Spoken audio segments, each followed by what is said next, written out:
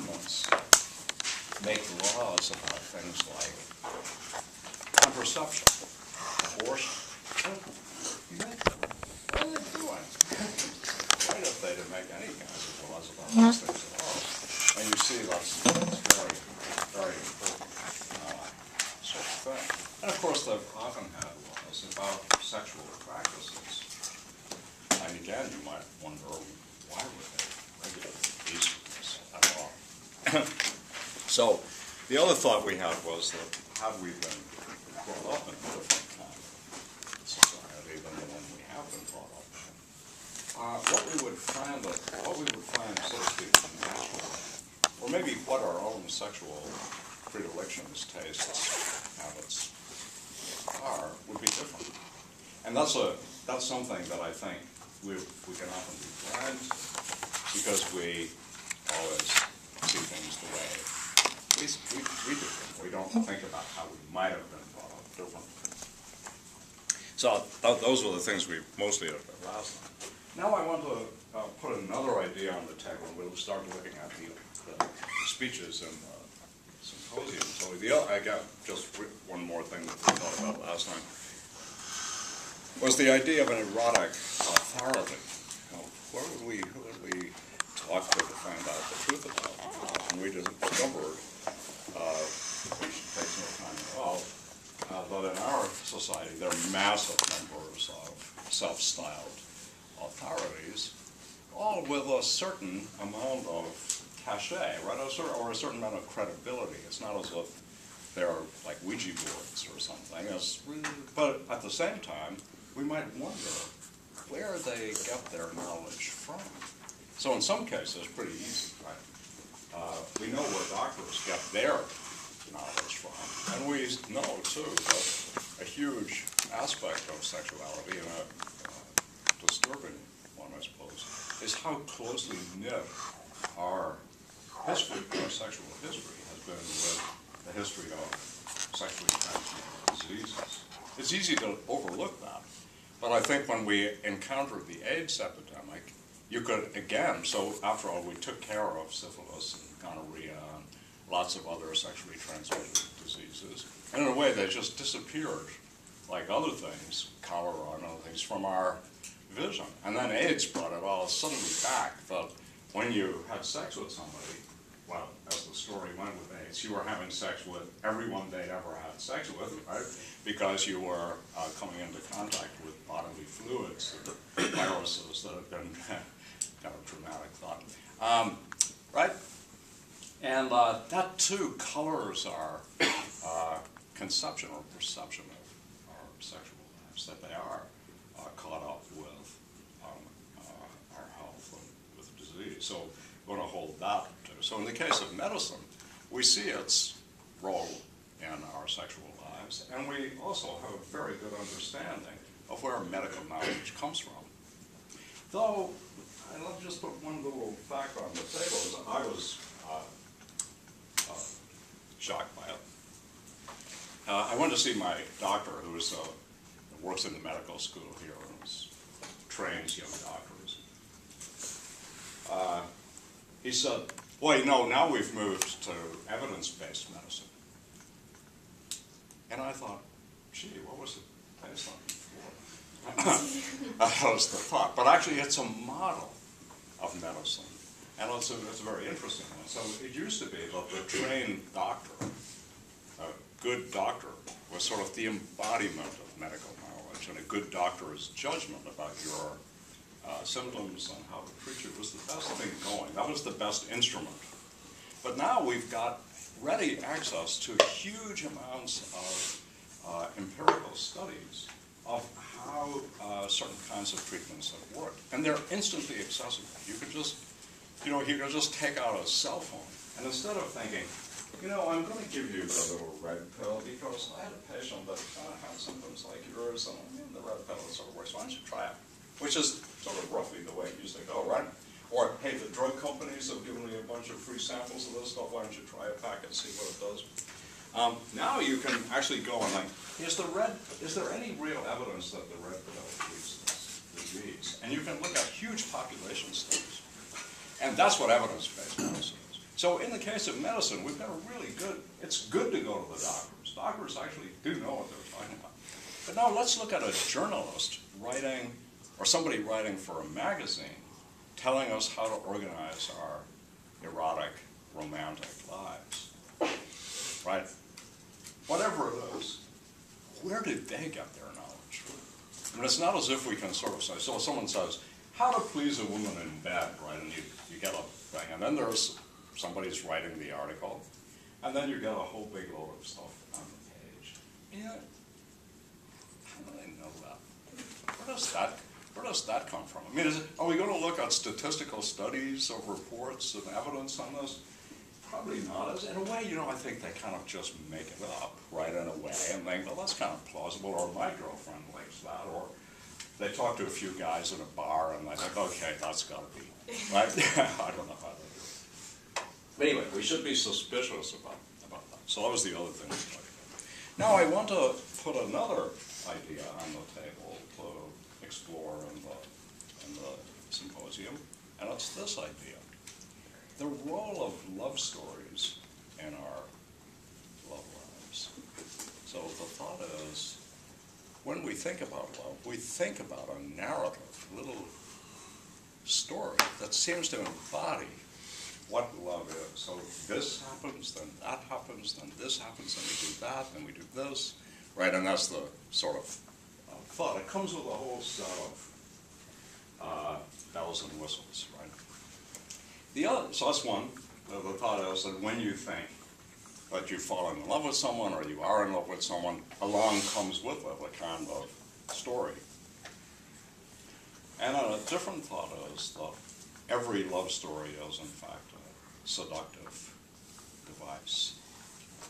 So, right, in a way, when you tell a love story, one of the things we have to think is that these stories are so lovers talk about love, of course. They tell each other love stories, and part of the love story is that I want to explore the idea is it's of a kind of seduction. So it's not innocent in the sense that you just tell the story because you believe it. It's rather that you're trying to absorb the other into the love story with you. So it's a seductive element, a rhetorical seductive element in it. And you know how this goes. I mean, if you've ever had a conversation with a lover, you know how there's a kind of attempt to get you to think and feel certain kinds of things, not just, so you're being brought into the world of love via the story. So the famous case of this is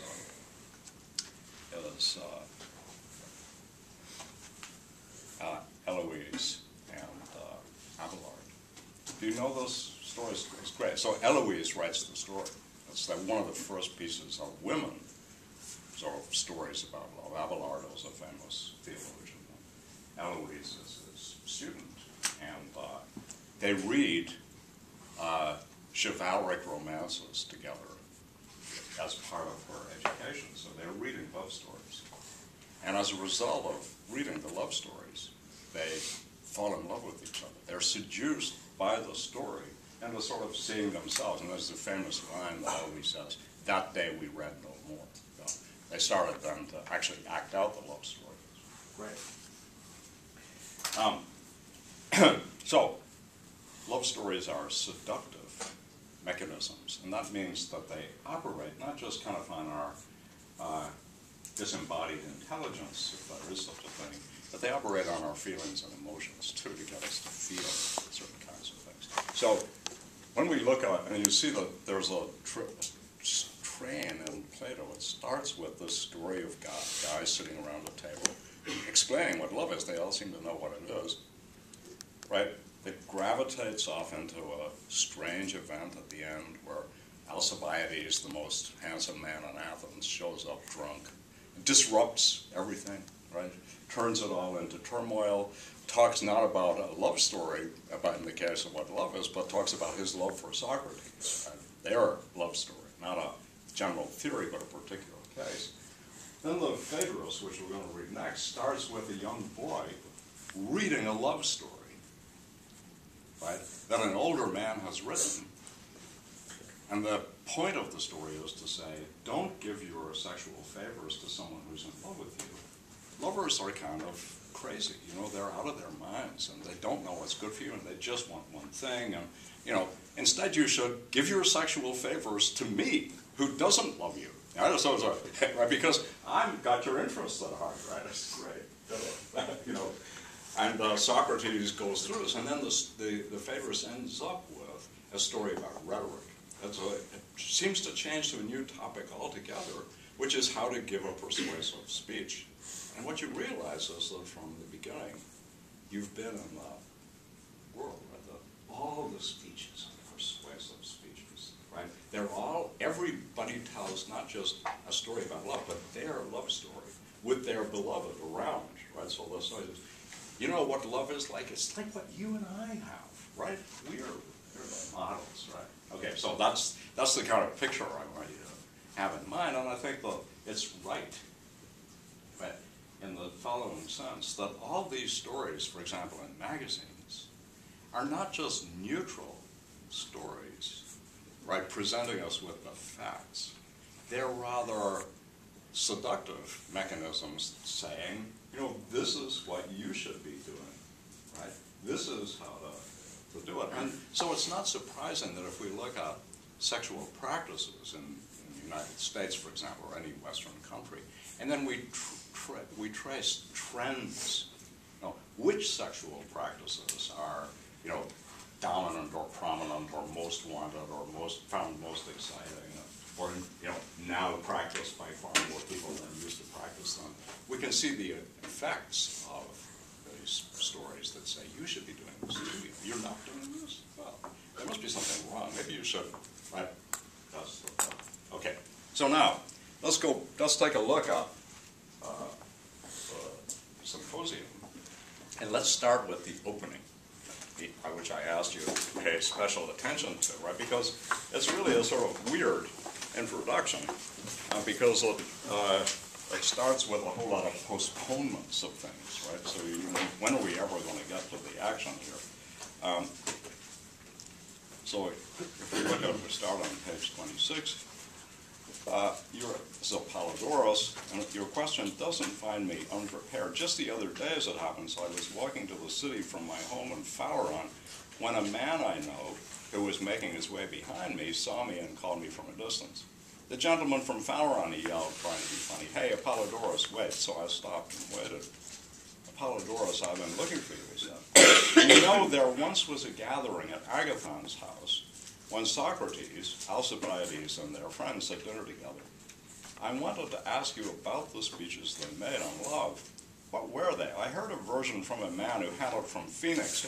See, right, the story gets distant. He said, "Well, I wasn't there. I heard it from, you must have been out of your mind. How could I have been there? It was long ago.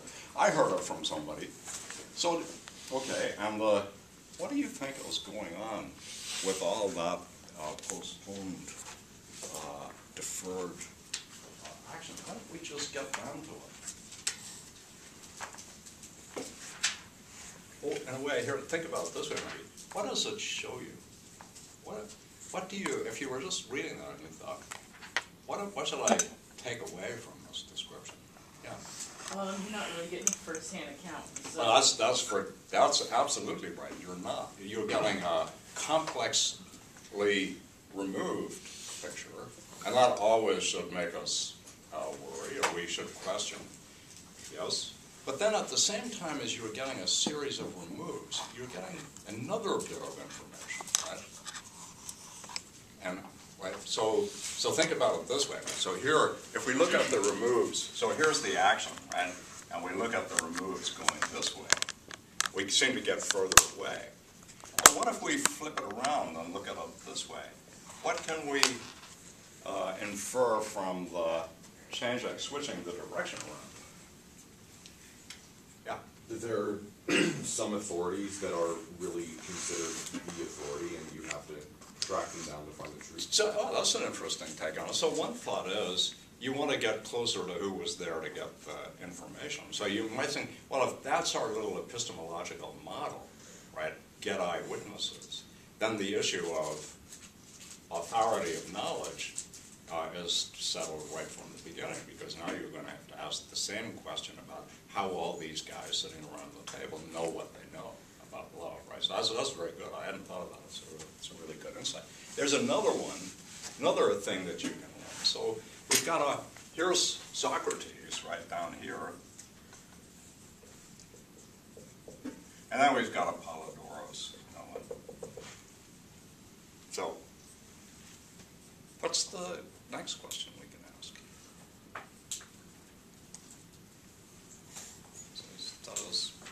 What did they all want? So just think about it. I think just we have to, right from the beginning, there's the other fact, same as there's the knowledge one, right? Right, what, who knows what? There's another which is, why does anybody want to know anything at all? I mean, so why does anybody care what happened at Agathon's party, right? Why is it so important, so interesting that in fact, this story has been passed on, so now we go in this direction, right? Down here, somebody bothered to, well, pay enough attention to it to actually sort of write it down, or close to it. And then to pass it on verbally, right? All the way up the chain, all the way up to we're way, way beyond the time when the dinner party took place.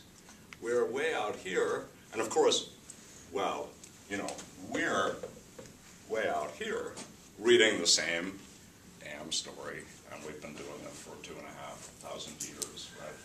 So, what does anybody want to know? Yeah. To what extent is it significant that, like, Plato wants us to think that this is hearsay of hearsay of hearsay? Like, it's come down like 3 places. Well, I think we can see it as hearsay in 2 ways, right? One is that we're getting closer to the source of knowledge, so we're getting away from the hearsay towards the eyewitness. That would be the good model, which I think is there. But the other is that, again, we're relying on authorities, and we're doing it all the time. So I remember a famous English philosopher, Elizabeth Anscombe, who came to Trinity College Dublin, where I was a student, and so she was a very impressive. She had a monocle, and she was very. She had a monocle, and she wore pink ski pants. Famous story about her: she was at the University of Chicago, and she was taken to the faculty club, and they said, this was a long time ago. They said, "Women can't wear. I'm sorry, you're not allowed." And wearing pants, so she took them off. I don't think she thought she was doing anything strange either. I think, so you don't want me to wear pants? Okay, I won't. But anyway, she had a monocle and she smoked cigars. And she said, how do we know that Caesar crossed the Rubicon? Then she looked out into the audience, waiting for somebody. And somebody raised, some philosophy student raised hand and said, by induction? And she looked at him, she said, no, we learned it in school. Very important, right? Who has done the induction on this? Right, as I know somebody who knows somebody who knows somebody who knows somebody who knows somebody who saw Caesar crossing the Rubicon, give me a break, right? No, you read it in a history book. And so we're always, in that way, very deferred from the sources of historical knowledge, but also from all kinds of other things. One kind of deferral, which is very easy to miss, but present, right, is that we're always deferred by the language that is being used to tell us what we're doing. So, it all has to get linguistically encoded. And when it gets linguistically encoded, it becomes distorted or subject to the power structures that are present in us. So think of, for example, the way that we all got very sensitive about using he as the sex-neutral pronoun, right? Or think of the ways in which we think that certain kinds of words already put somebody in a down social position on somebody else in an upward, or why we think that certain kinds of ways of talking are sexualized in a way that's unattractive, or make us uncomfortable in ways that we think we should be uncomfortable. So, there's a whole set of little features that have to do with the fact that we're reading a translation of it from Greek, right? And trying to figure out what Greek look back at the handout on the two great commandments and see all of the linguistic material that has to be figured out before we can even quote. So we've got a lot of deferral, and we've got a lot of deference in the sense that we are interested in eyewitness reports. And of course, we've got a massive amount of data on eyewitness reports too, which is they're not very reliable. Now, get 20 people who saw quote the same thing, and you're likely to get 20 different versions of it. Okay, so now we're back to the picture. So we wanted to know why we wanted to know.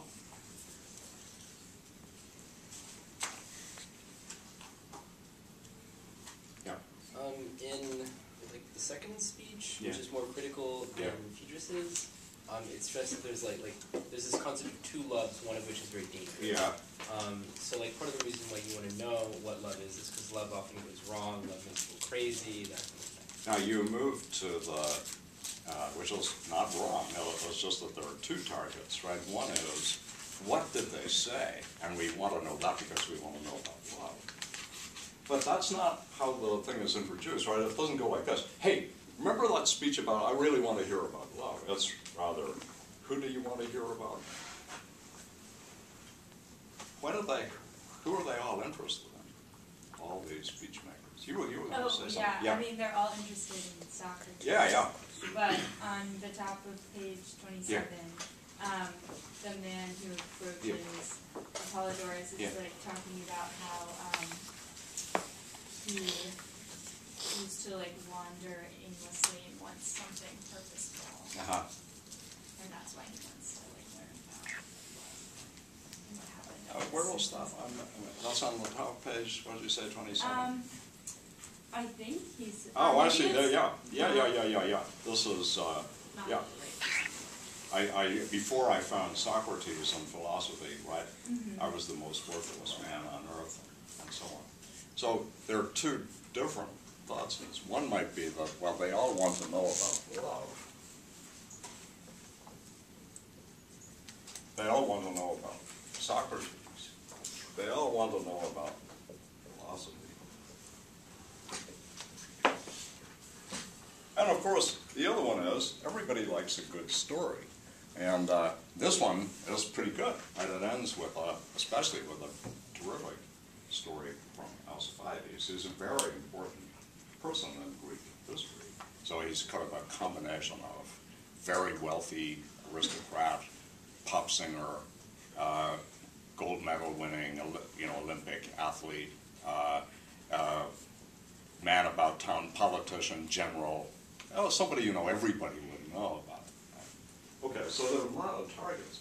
Now, remember last time we were looking at the erotic norms in Athens. So the norm is, right, the older man chases the younger boy, courts, gives gifts, writes poems, goes through the kind of besotted love kind.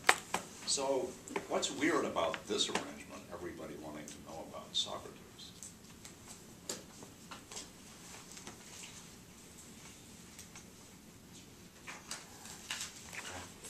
He's older and Yeah. all these younger people want to know about him. Yeah, that's the sort of thought I was going to say. Socrates switches around the erotic norms because one of the things we know about him is that all the handsome young men in Athens followed him around like the Pied Piper. They all wanted to be around listening to Socrates too. So that's one of the great mysteries in a sense. It's a bit like, I think, provided we sort of believe the thought there were miracles involved, that's why all these fishermen follow Christ around and become his disciples, right? That's another one of those things where you think, how do you get people, try it, so to speak, try to get people to follow you. That's not easy, right? So there's something charismatic about Socrates, and it's also puzzling, because it really ought to flip. And this gets explained at the end, where the love story between Alcibiades and Socrates is one of Alcibiades, the young, beautiful young man, trying to seduce Socrates and failing. So it's a peculiar, a strange mix. And I think one of the things that shows us, which I think is very important, is that love is given to us, so we're presented with it in all of the good love stories as something subversive of political authority and social norms. So take the obvious one, right? Homosexuality is outlawed in your society. That doesn't stop people from falling in love with each other. It doesn't stop them either from falling in love with each other and trying to change the political system. You belong to two warring families like Romeo and Juliet, but that doesn't stop you falling in love either. You're not thought to be suitable for each other by your families. Your families don't approve. That doesn't stop it. So there's a subversive side to Eros, right? And emblematized by arrow shoots its arrow. Wherever it goes, you're hooked. It doesn't matter what. And that itself makes our erotic lives politically important and risky. Right? So the thought is, that's a bond so strong that people will actually overthrow regimes in order to keep their love. So when we see that somebody is just turning upside down the erotic norms as we see Socrates do, that's politically risky. And in fact, when you think about it, Socrates was put to death in part for corrupting the youth, right? Because they all followed him around. People didn't like that. They thought there was something weird about that, something that's not okay. Power shouldn't be there. So I think when we think about this, it's really increasingly important, it seems to me, is when we think about how the power structure works in the world, we have to recognize that there's a lot of good reason to want to have a source of power that's quite independent of political power. It doesn't operate through social norms, it operates against them. Right? There's good reason for that, in part because the social norms are often bad norms or oppressive norms, and because we don't want to put all of our eggs in one basket in this. So that's another side that's all, I think, in play. So now we've got that, and here's what we find. Look, how people change their lives.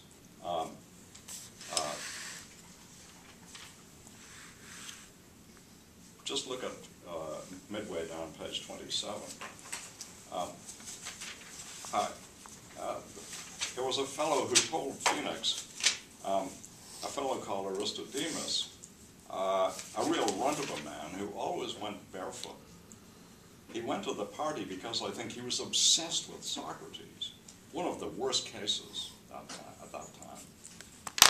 And he's so obsessed with Socrates, in fact, that he dresses like him. Socrates goes barefoot, he goes barefoot. Socrates always wears the same old toga winter or so.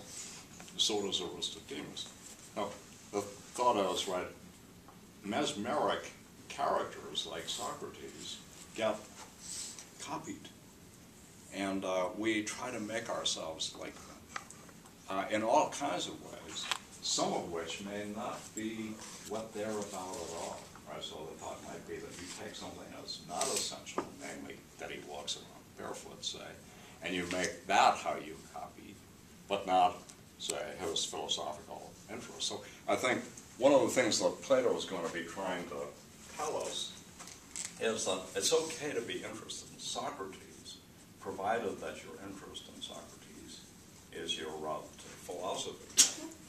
So I don't know if you've read to the end yet, but when you read the speech of Diotima, you realize that our love for an individual person is to some degree not the stopping point of our love, but a starting point for a larger love that will still include that person. I mean, that's very important. So sometimes we fall in love with the wrong things. We get captivated by something, but it's not the thing we want to get captivated by. So, can I add a thought, which is this? There's a great poem by Richard Lovelace to Jocasta on going to the war. I think I quoted in Telling the Truth About Love. And it's a soldier going off to war, and his wife or beloved doesn't want him to go. And he says, "I could not love thee, dear, so much. Love thy not, honor more. Now, let's just think about that for a second. So here's,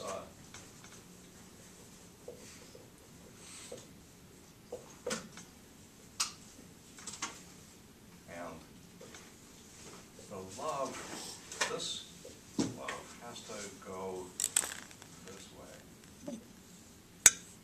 So this is good. The model of love, in other words, was triangulating, right? It says, to love another person, well, you have to love something else more than the person. It's a perplexing kind of thought, but notice, say, in the little idea we have from Kierkegaard, it's the image of God that you love, so there's something else you have to love first. We go, well, that might not be just the way we want to say it, right? That seems to get too far away from us. But here's a thought that's a bit like it, that loving another person is wanting the good for them. So if that's so, then you have to love the good more than. Like, why? Well, because, I mean, imagine it goes this way, right? So the person you love is a reforming alcoholic. One day, right, says, I just want one drink. Just give me one drink. You know where the liquor is, right? Just give me one shot. I'll stop them. Right? If you thought the person comes first and their desires come first, you might think, okay. But you know it's the wrong thing, right? Loving them via their good leads you to say no when it's not good for them. Even though that may threaten their love for you, they may get angry with you. But still, though, we're often in that position where we have to say, especially when we to our children, for example, no, you can't have that. It's not good for you. And our love is exhibited by our greater devotion to something else. So you can sort of see how that model might work. With Socrates, not Socrates, so it's philosophy. Okay. So now we got everybody sitting around the table to talk about love. We're going to do it in a certain order. There's an order to the speeches. And the first, we're there to celebrate the success of Agathon. That was drama. He's a great dramatist. The idea is that instead of all getting drunk and listening to flute heroes, play and dance, they'll have a symposium. They'll talk about philosophy, about love instead, and they're going to do it in a certain order. So I'm going to go around epidexia, as they say, with just the way the port is passed on an Oxford dining room table. You pass it to the right hand of the person next to you, so you pass it. How do you do that? You pass it clockwise, right? You pass it to their right hand. So they're sitting here, there's their right hand, you pass it this way, go towards the right or clockwise. Plato, you won't believe what Plato does with this stuff about epidexia, so I won't tell you because you just laugh. But anyway, it's a very important, so order and structure is just as important, and you see there are a couple of cases where the order gets disrupted. Okay, so now, let's take a look at the first speech. I'm not going to talk anymore. I'm going to stop and see what you have to say about this speech. The first one, the speech of Phaedrus.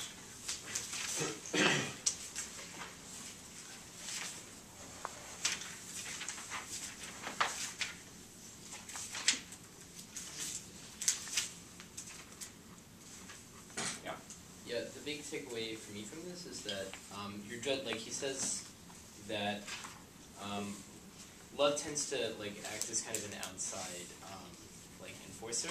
Is like you don't want to do anything. You don't like love is good because you don't want to do anything bad because you'd feel shame to do anything either. Like the boy would feel shameful to do anything before his lover, and the lover would be shameful to do anything before the boy. So when you say that it's an outside authority, there's a little more too. It's the kind of outside authority is. So what does Phaedrus think love is? I mean, what kind of a thing is it? He describes it as like an ancient god. Yeah. So, and what does that mean? How do we describe when you take something like love and then you say, that's a great God, what are we doing? Personifying. Yeah, sort of personifying it. And that matters a lot if you think about it. That love is embodied in a person. So what we get with Phaedrus is first, is love personified and divine.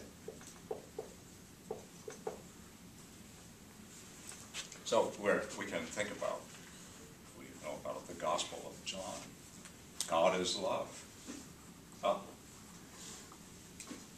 Phaedrus thinks the same thing, except he also thinks that God is a person, right? And so God is love persona.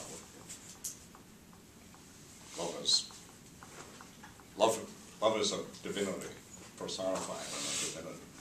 Okay. So, and you say in authority, so tell me about that part. What do you have in mind when you say that? Oh, me. Yeah, Sorry. yeah. As in he says, I mean, a sense of, what guidance do I mean? I mean a sense of shame and acting shamefully, and a sense of pride and acting well. As in, these things are not something that we know from the beginning. We have to be in situations in which we see things that are shameful as shameful, and see things that are good as being good.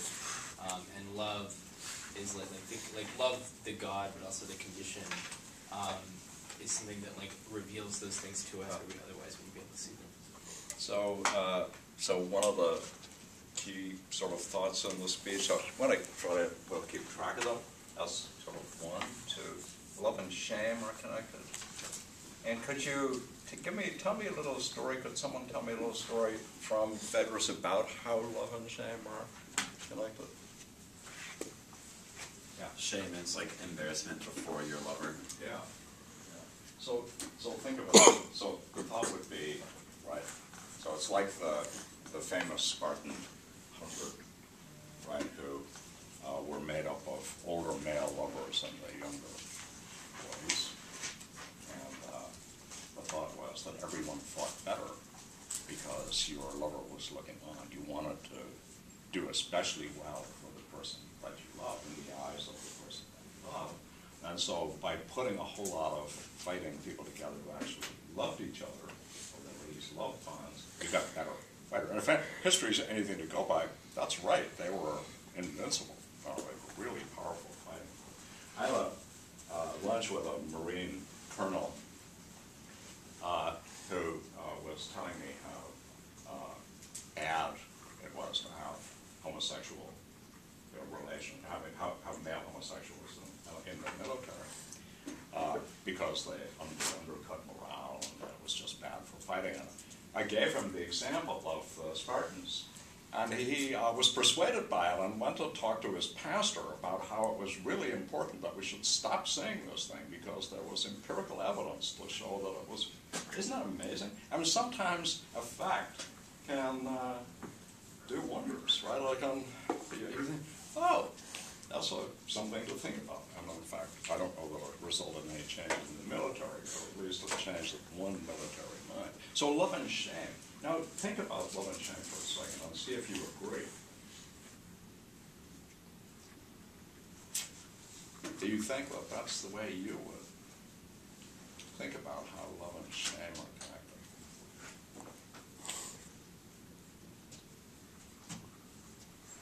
I disagree that it is that case today. Yeah.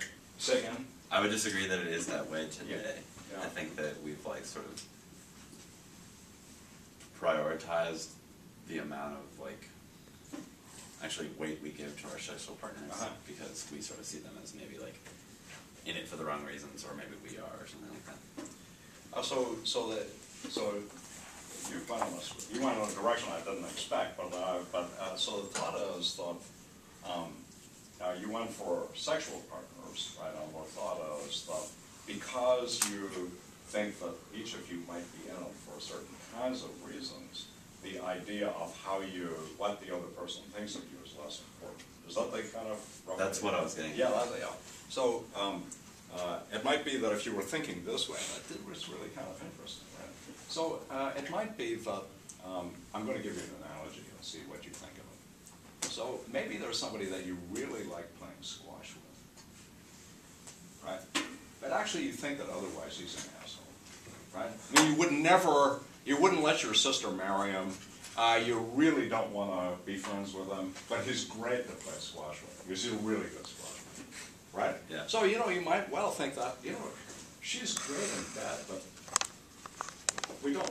That's where it's, I mean, so that would be, you know, there are things you want to do together, and maybe it's mutually understood. You may feel the same way about you, I suppose.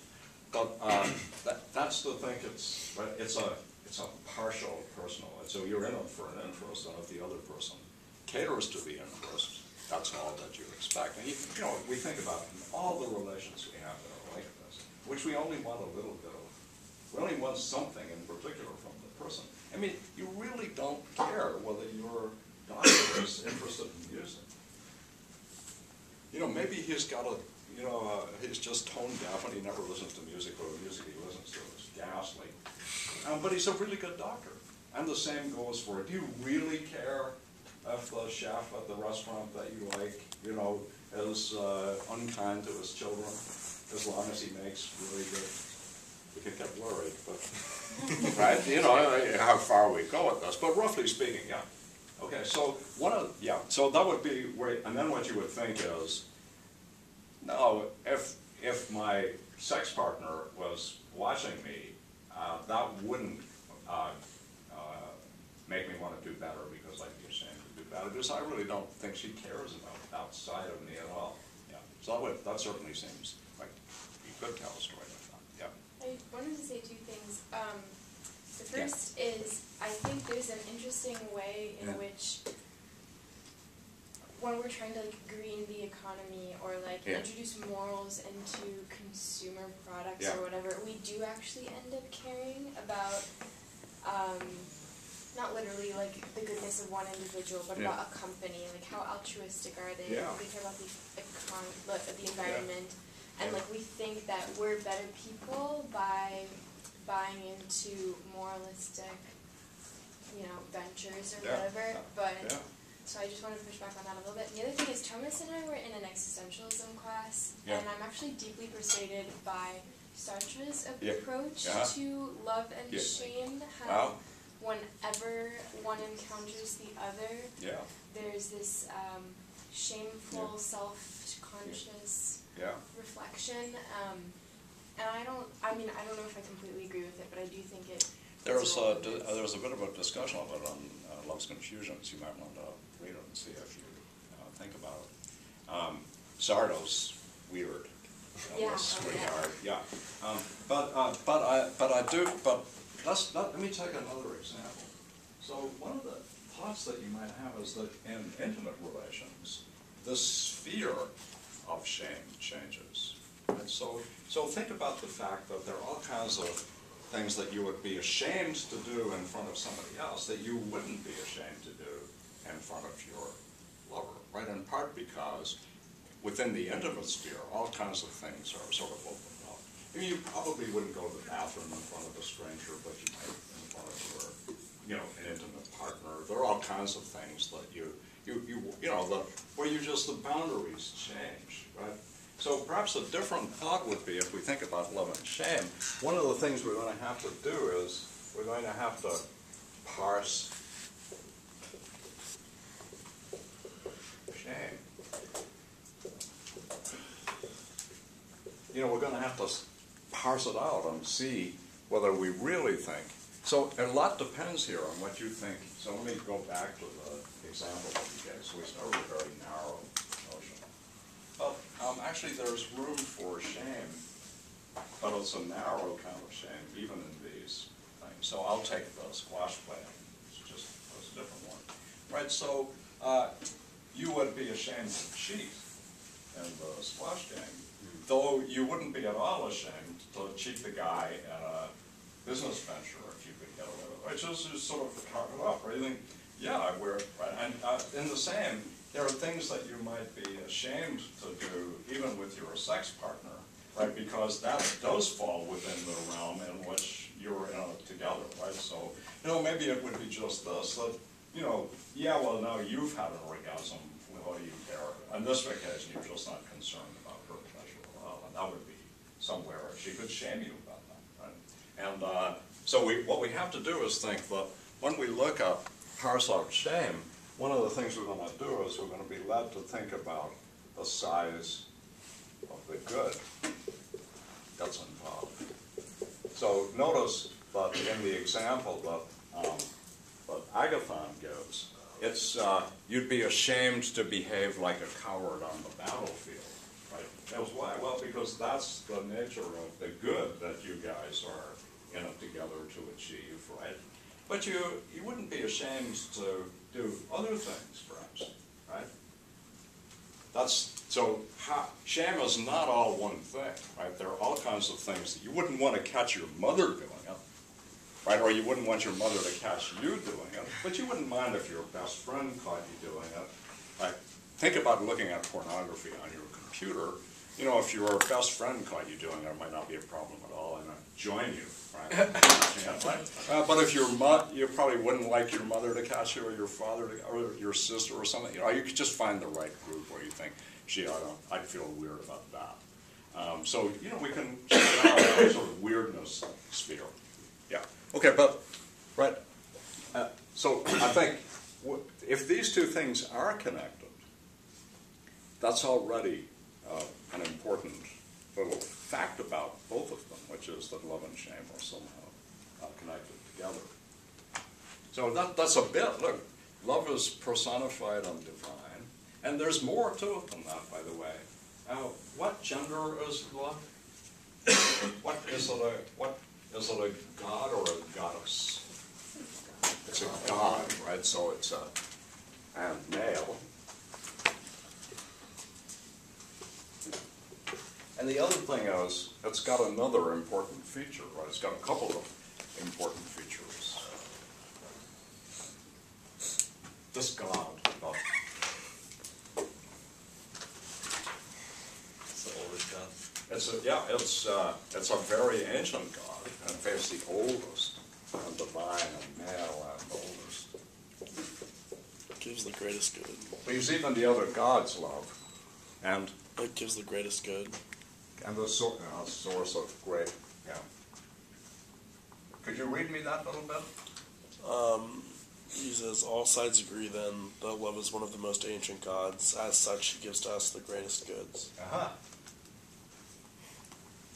You might wonder how most ancient of the gods and source of greatest goods go together, but I take it that part of it is that even the other gods participate in love, right? So the gods love one another and love other people and do all kinds of things for love reasons. We're reading Homer, we discover all sorts of things about Zeus and his love for Hera and so on. Okay.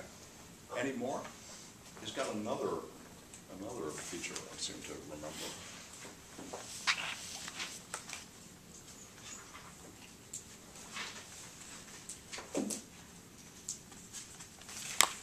Let's take a look.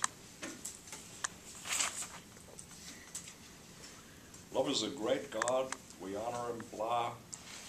Born from chaos. And love is the most ancient, greatest good. Shame is the way love guides the beloved. That's an interesting. There's just not only with the shame, but there's like an epistemic side to shame, right?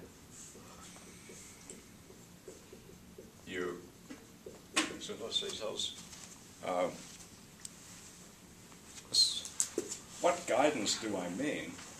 I mean a sense of shame at acting shamefully and a sense of pride in acting well. Without these, nothing fine or great can be accomplished in public or private. What I say is this: if a man in love is found doing something shameful, blah, blah, blah. But now we've got a different thought, right? So it's love and shame, but now you might think, is shame a good way for love to educate the beloved? So, right. so there's an educational side. So, so shall we try a little shaming to see how educative it is? Right, I'm sure you probably haven't, have you? You've been taught by teachers who use shame as an educative device? I mean, it was a standard practice when I was a kid. I thought we'd all grown out of it. But you know, you pick somebody, you stand up, recite the 4 lines of Latin poetry you were supposed to learn today. Ah, that's ridiculous, you idiot. Sit down, shut up. You. Okay. That doesn't seem like good educative practice to me. Does it really work? Yeah? I think it depends on whether your shame is internal or put upon you. Because if it is that teacher standing up and shaming you in the classroom, you then just sort of become hostile towards them. But when it's internal and you feel, I guess, guided by love to be ashamed of something you've done, then you're not going to become hostile towards yourself. So maybe there are 2 kinds of notions. So one is, first, that might be that shame produces hostility towards the shamer.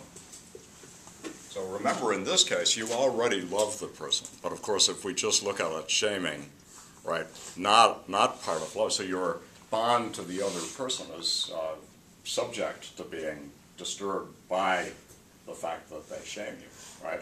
So it's quite different, right? If say your coach shames you, but actually you hate your coach. He's just adding fuel to the fire, right? Now you hate him even more. Whereas if you love somebody and they shame you, the shame may not attack the love, right? The love may be held in place, and now you want to become lovable. So, yeah. I think eventually, though, you would feel frustrated with your lover for not relieving you of your embarrassment. If it's like continuous. Yeah. So there's a I mean, so here's a little story, right? You see that your beloved feels ashamed of something, right? Maybe a social faux pas of some kind, or they've done something, and rather than what you do is you want to alleviate it, right? You want to make them feel better about it, not make them feel yet worse. Yeah. Yeah, I was going to say there's a sense in which love is thought to be unconditional, and so it's like if your lover is one who's constantly shaming you when you do something, that feels somehow wrong. Yeah, I think the thought would be that you should also be thinking, shouldn't you, of what the effect is on the beloved. So, I mean, people are differently affected by shame, right? Go ahead. The way I kind of thought about it is he talks about if you're a warrior or whatever, you would never lay down your arms if you're afraid. Yeah. And just to not shame your lover. Yeah. But I think that's more of an internal, like, I don't want to shame my lover, but my lover might think, don't put yourself in harm because I care about you, you know? Yeah. So it might not be anything that actually involves what the actual lover thinks, but just like you don't want to. So we have, so I think sometimes when we hear shame, and that's why I raised by putting guilt on the blackboard to ask, or whiteboard to ask, are there 2 different notions? So shaming is public, right? That's the typical way that we distinguish between guilt cultures and shame cultures. So guilt is internal, right? Guilt is about, so Sartre gives the example that way too, right? Guilt is about how you feel even if nobody is looking. And it doesn't matter whether, even if the case is, someone is very sweet, and it says, who'd like to recite 4 lines? Well, why don't you try? And if you don't succeed, it just seems like nothing, right? It's just, there's no opprobrium and you're not criticized. But you feel bad. You feel like you've let the class down, or you've let the teacher down, or you've let yourself down, or you've let somebody down, right? And that seems like wholly internal. You don't have to be, the light doesn't have to be shone on you by somebody on the outside. And then there's another thought, which I think is right, and this is where I was myself thinking is, that a lover who used shaming too much would really seem to be effective as a kind of lover. In part because shaming is punitive. Right? And you might, that's what I was thinking is it really the best way to teach people? It just seems to me like you really want to use it very sparingly, right? Because it isn't pleasant to feel it. And I think sometimes you might think that it is a bit like punishment. And, so when I went to school, there were many kinds of punishments. I think it was all boys school, and all of the boys preferred one kind, namely the physical kind. They prefer to get whacked on the backside with a cane than to be humiliated or shamed or any of those other things. And the thought was, that's over and it's finished and done with, and we're all in it together. But shaming was not nice, right? So I think that we could put the two together. And some teachers liked the shaming part. Maybe they were even a little sadistic about it. And you felt it in somewhat the same way. This is not, so there's another way, of course, which is you don't teach that way, right? And you don't love that way either. You're not busy always punishing or shaming, but you do that somewhat sparingly. So we might be worried to think that shame. So perhaps a thought would be that when we're looking at this, when this becomes to the center, when the example that was given, that's supposed to sway us, right, as soldiers. The examples are, you always have to look carefully at the examples, right, because the examples are sort of selected from a whole bunch and presented. So if you were thinking about a different kind of context, you might find that the thing was not as persuasive as it might seem because of the soldiers. So there's something to be gained that requires all of us to hold the line, right? And then you might think that's very important. So the good is given to you. It's this one, and we all have to hold the line. But you're quite right. In other contexts, the thought would be that your beloved you might feel something, but your beloved should be concerned to take care of you and make sure that everything is okay with you just as good. In this case, there's another reason. Yeah? I wanted to express the thought that, like, where the shame operates in regards to the relationship seems to inform the productivity of the shame. So, like, if your partner cheats on you, that's obviously within the realm of your personal relationship, and then I think shame could be a productive and, like, rightful feeling. But, like, I also think part of love is, if your partner is very eclectic and never combs their hair and, like, walks out in public looking crazy, is that you don't feel embarrassment or shame about them. And that's not something directly regarding the interpersonal stuff, but so I mean it's a very. I don't know if you remember. That's always struck me as the lines to remember in connection with this. I love him, but it embarrasses me to walk down the street with him. Right? The thought is, it can be that but this can be a strange one, right? Which is that your love can successfully inhabit a certain sphere, but not another sphere. So you don't really want to introduce your beloved to your friends. Why? Well, it works here, it wouldn't work there. And, it's only if, so what I'm thinking here is, it depends how big the good is that you two are wanting to achieve together. So we go to one version, which is, the good you achieve is achieved in private, at night, in bed, and that's it.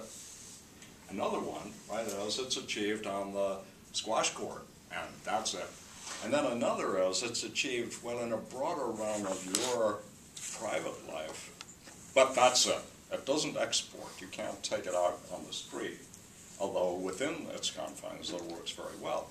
But when we're thinking of our love relationship as our whole life, right, as involving our whole life, then these things become problematic because we're not limiting it in scope. We think, no, we should be comfortable together with our children, with our friends, with co-workers out in public, all that stuff. But notice that what we're doing, right?